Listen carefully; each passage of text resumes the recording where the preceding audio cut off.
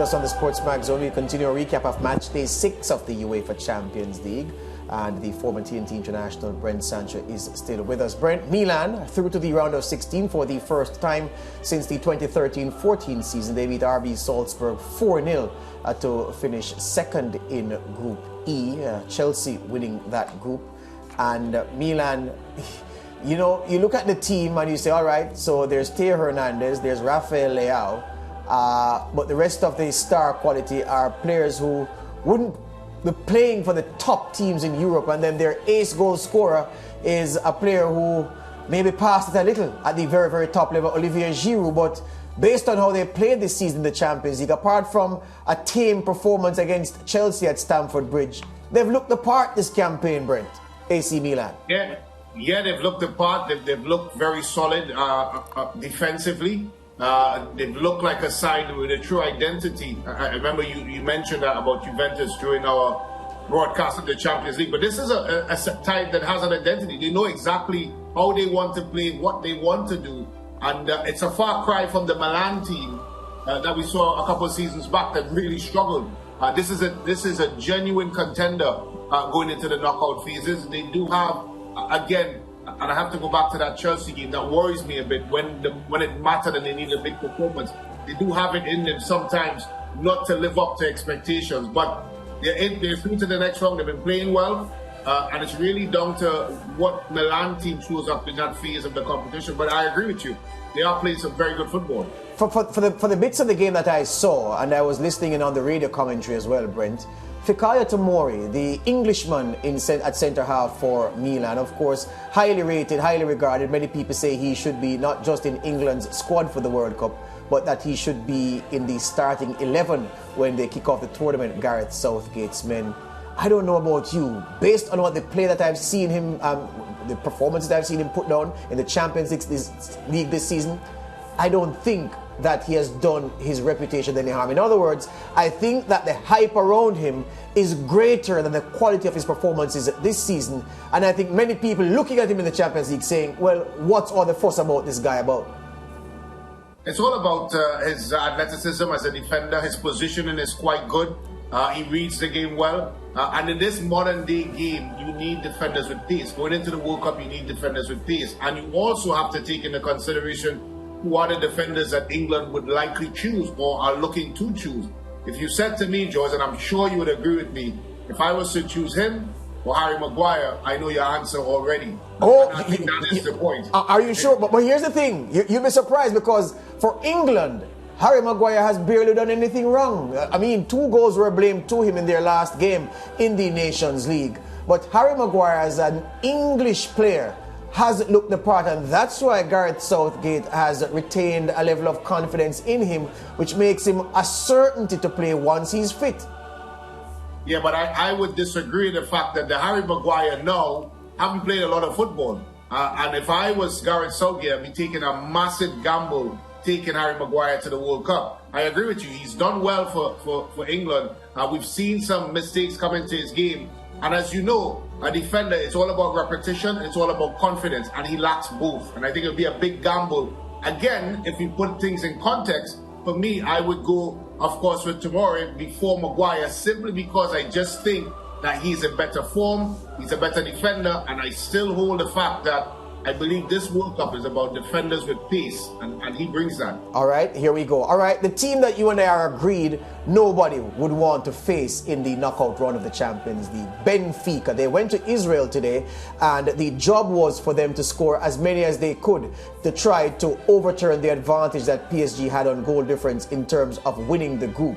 They did score a few, but not quite enough. This Benfica team, Brent, we're saying it now and we're saying it loud, very, very dangerous, and all the big boys you feel would want to avoid them in that first round draw when the knockout phase gets underway on Valentine's Day next year. Well, if we have any betting persons within the SportsMax department, I would put my money on Benfica as a dark horse to win the Champions League.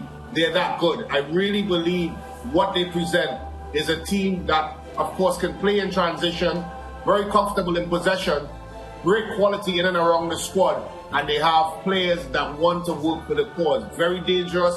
They're very, very deadly in front of goal, as we saw today. in the 6-1 drubbing, of course, of Haifa. And you have to think, any of the big teams that are looking at this and thinking, well, they may get away because now they've won the group, so they go into a different pot. So it might be for teams as you move forward and you progress. Both they and Napoli are the two teams you want to stay away from in the Champions League in the round of 16. Yep. And just before we go, Brent, the issue of RB Leipzig and Shakhtar, the performance from Leipzig there, and the Frenchman who looks set to perhaps command a place in Didier Deschamps' side for the Qatar World Cup, Christopher Nkunku.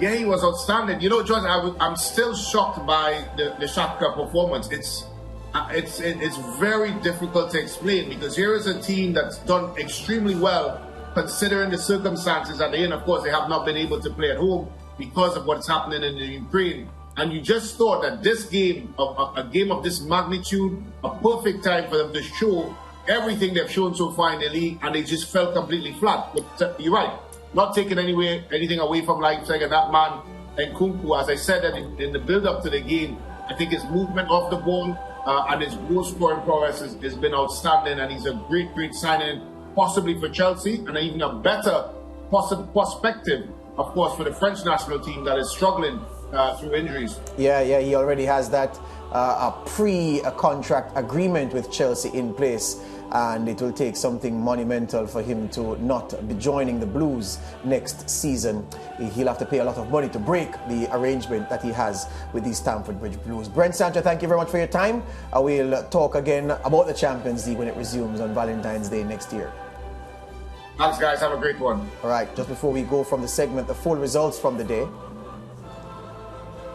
As you saw, Benfica there defeating Maccabi Haifa 6-1. PSG 2-1 better than Juventus. 1-1 between FC Copenhagen and Dortmund. Copenhagen getting their first goal of the competition. City beating Sevilla 3-1. They came from behind. Leipzig beating Shakhtar 4-0.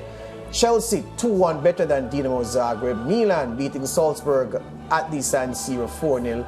And the Real Madrid result significant for the fact that Carlo Ancelotti, their 4-time Champions League winning coach, don't forget he won it twice as a player as well, this victory for him was his 103rd in Champions League history. He is now the manager who has won the most games in UEFA Champions League history, 103, eclipsing the 102 games won by another great, Sir Alex Ferguson at Manchester United. These are the teams through to the round of 16. The last act before we leave the segment, right on 5:30. The last act is to look at the teams who are through. Bayern will represent Germany. Benfica will represent Portugal along with Porto. Chelsea from England. Club Brugge, the lone Belgian team there. Dortmund from Germany along with Eintracht Frankfurt, so 3 German teams. Inter from Italy. Liverpool from England. City from England. Napoli from Italy. PSG from France. Spoke about Porto already. Real Madrid from Spain. Spurs from England. Italy from Milan, Milan from Italy, and Leipzig from Germany. So look at there, 1, 2, 3, 4 German teams, 4 English teams, 2 Portuguese teams, 1 Belgian team, and I can't believe it. 1 team from Spain? Never thought I'd see that. The 2 from Italy as well. 3 from Italy. Well, 3, yeah. In fact, Napoli, the 2 Milans and Napoli, yes. Yeah, I was just saying that Brent must be shattered to be speaking. I heard him just now speaking so respectfully of AC Milan. You heard it in his voice. And Napoli. And the Italians being represented so strongly here in the UEFA Champions League, and his team Juventus not among them. Yeah, I was saying to them earlier today on the preview show that the old lady of Italian football really looks like an old lady now. Juventus. We take a break, we come back with more of the SportsMax Zone after this.